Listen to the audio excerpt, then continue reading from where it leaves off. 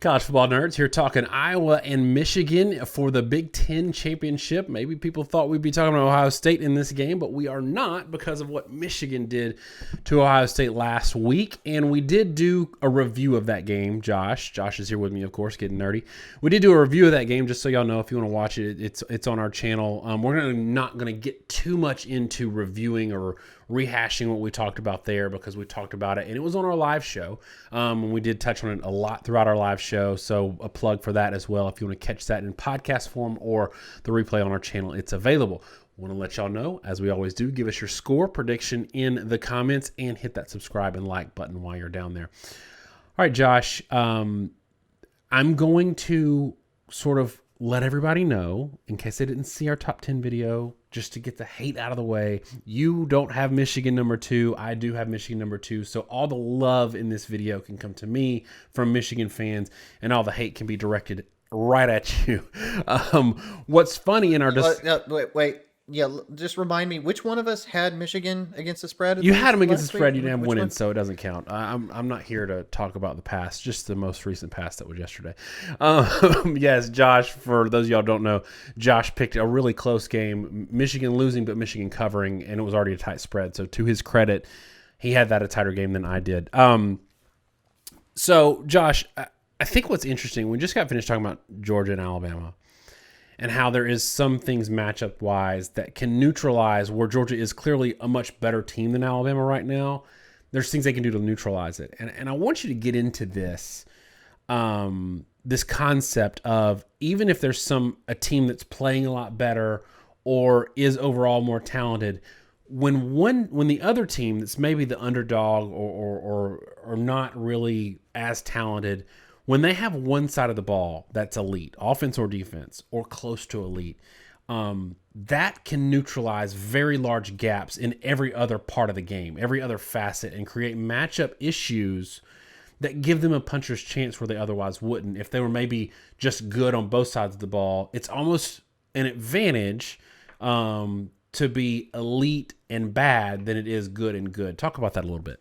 What ends up happening sometimes is that college football is about stall points and break points. It's a point we make a lot.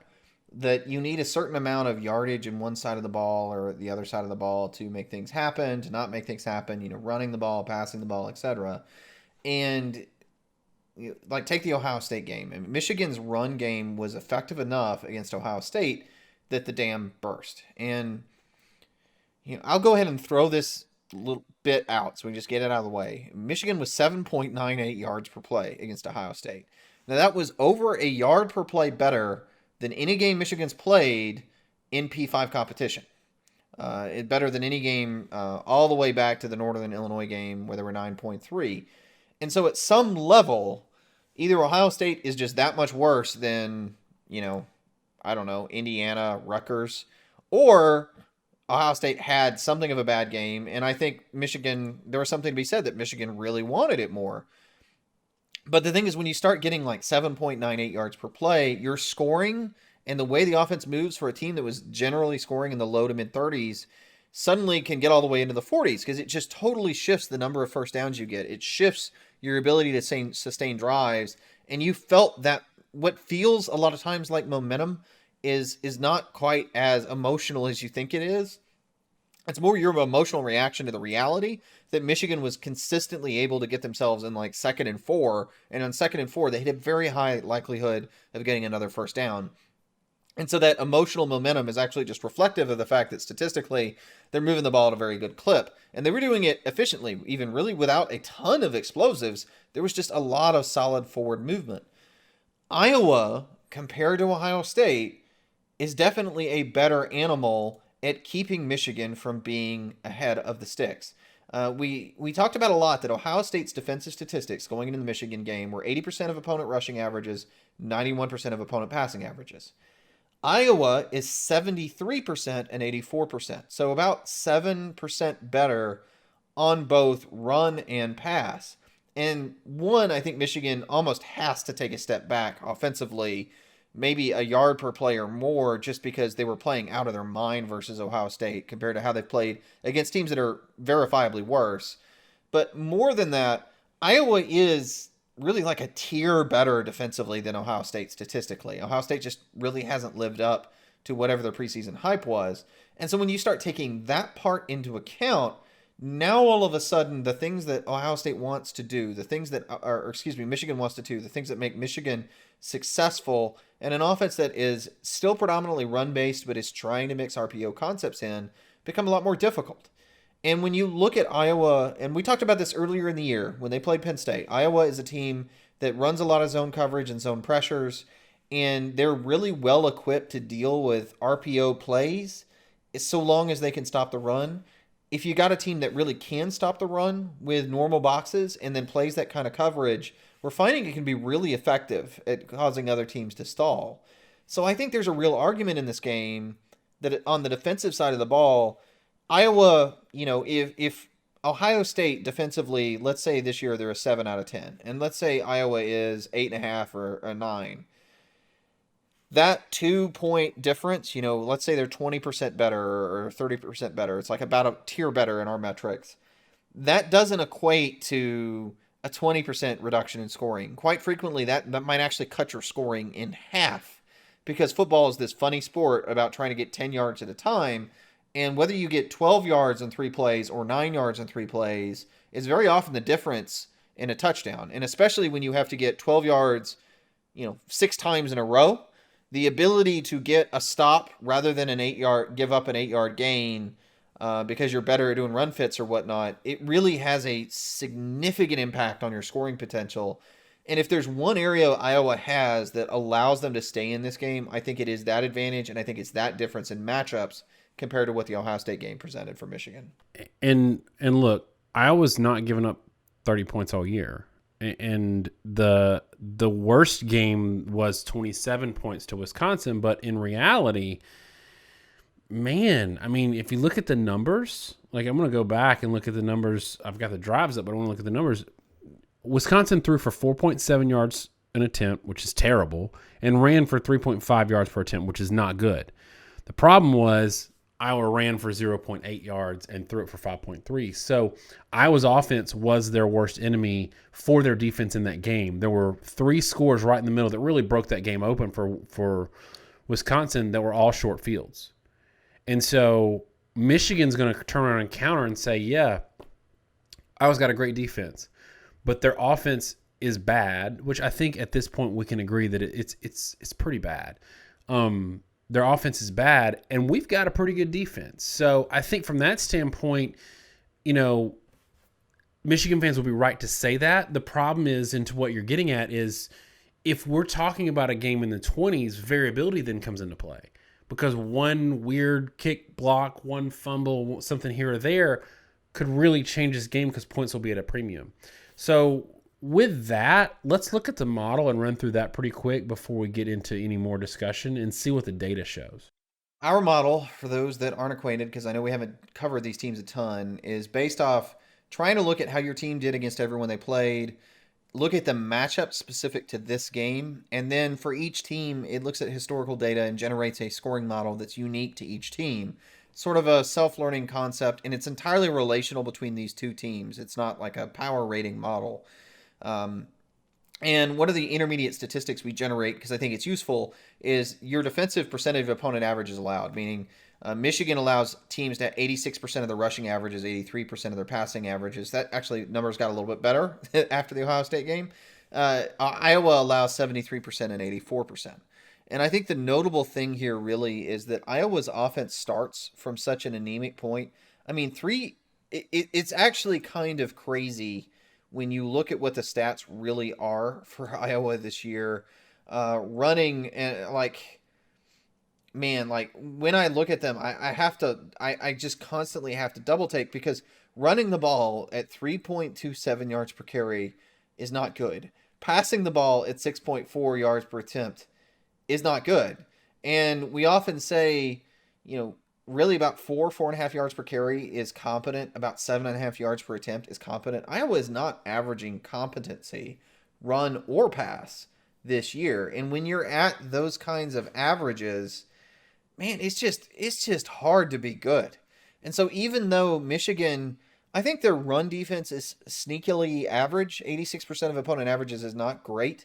Um, when you start at 3.3 yards per carry, you end at 2.8. And the sad thing here is I really think Tyler Goodson is one of the more underrated players in the country. He's 4.6 yards per carry himself. But he's so singularly responsible for everything they do, and there's so many sacks and negative plays otherwise that he's kind of negated. And he's been a 100-yard rusher, I think, 3 of the last 4 games. I think that's right, if my memory serves. And I'll verify it right now while I'm talking. Yes, that's true. I think it's just not going to be enough against a Michigan defense that is quite good. And so you end up with this really horrific expected sort of yardage potential of like 3.8, 2.8 yards per carry, 6.8 yards per attempt, 5.3. And Michigan at 5 yards per play, because they are, there's some semblance of a passing game more than anything, that gets you to about 28 points. Iowa, under 4 yards per play expected, only 19 points in our model, and that's probably being a little bit generous. I think the biggest takeaway here really is the numbers aren't that in favor of Michigan. The numbers are all ugly, but you're right on the cusp of both these teams kind of shutting down. And the model is probably being a little generous from a scoring perspective for both.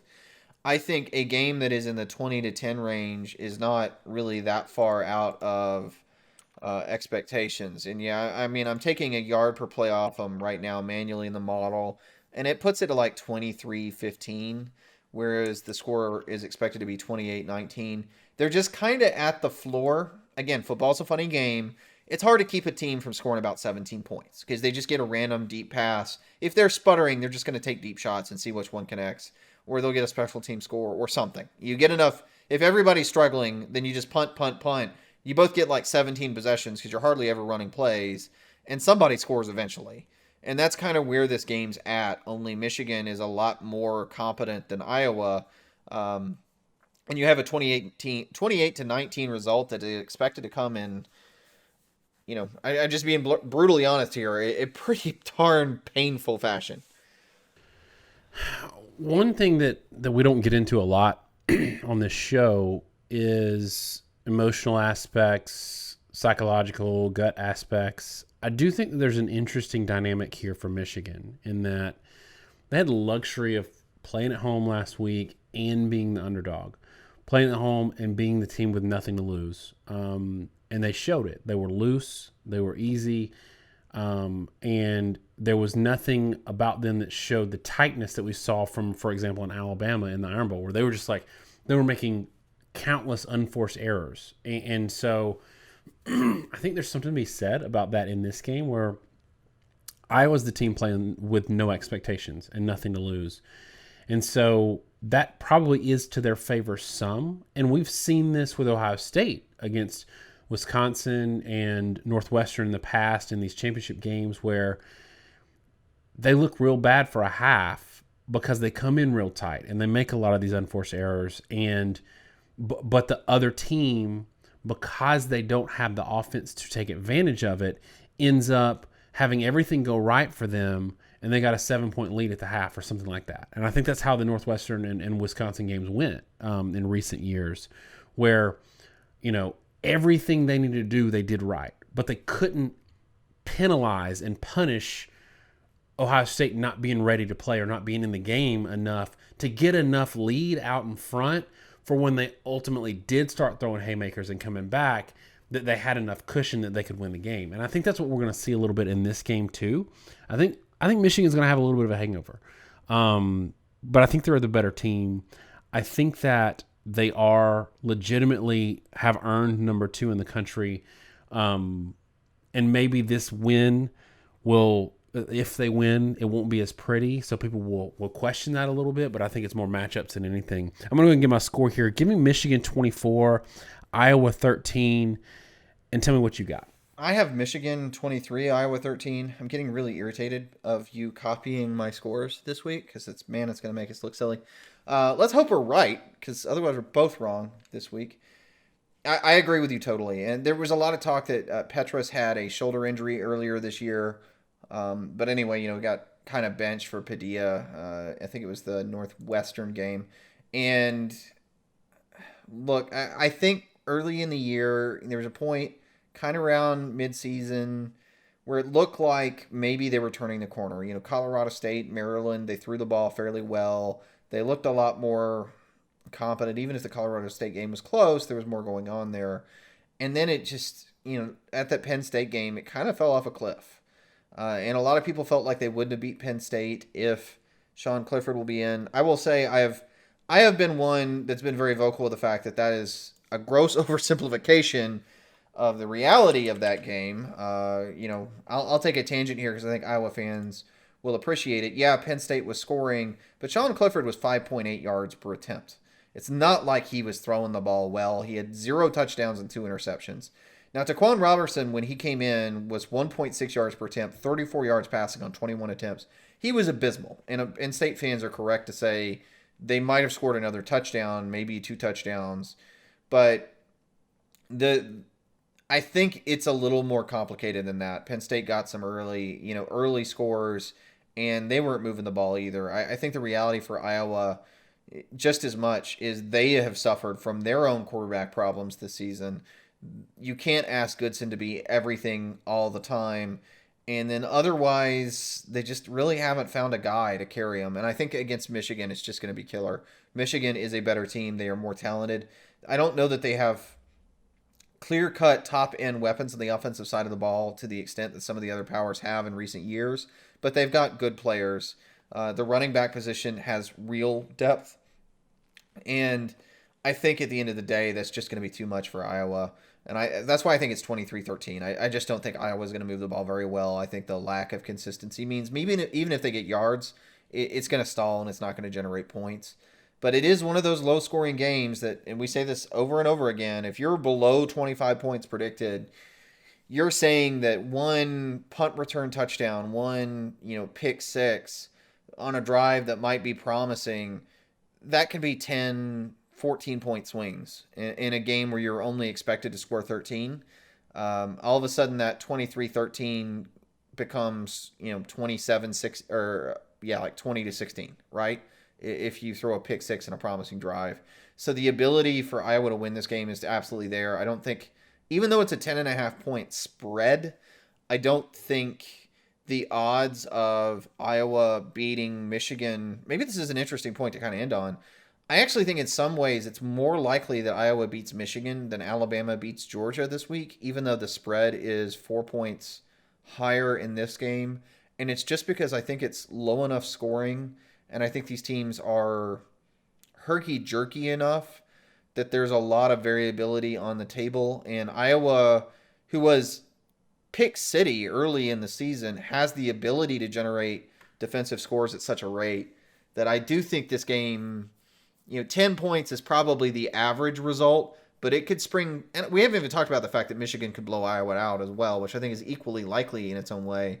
But I think this game could swing pretty wide from that 10-point predicted margin. All right, that's it for us on Iowa and Michigan. Remember to give us the comment in the comments below. Give us your score. Let us know how you think this game is going to play out, and we'll get down there and discuss it with you. Thanks so much, y'all. Have a great week, and God bless.